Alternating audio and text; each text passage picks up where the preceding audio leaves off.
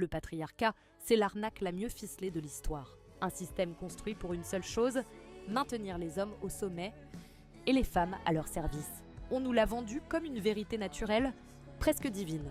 L'homme protège, la femme obéit. Mais tout ça n'a rien de naturel. C'est une invention, un outil de contrôle.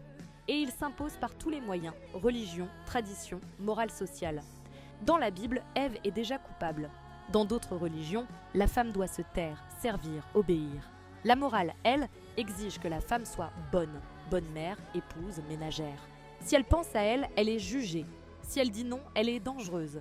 Même les traditions modernes gardent les traces de cette domination. Femme qui change de nom après le mariage, inégalité dans les rôles, les droits, les salaires.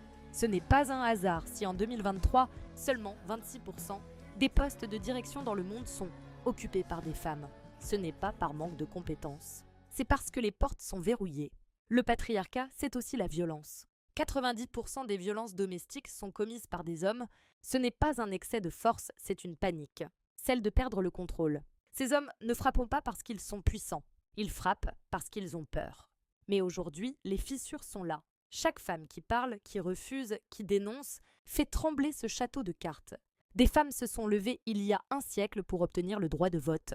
D'autres aujourd'hui dénoncent leurs agresseurs, comme dans le mouvement d'MeToo. Et chaque voix est une pierre dans la vitrine du patriarcat. Ce système n'est pas invincible. Il est fragile.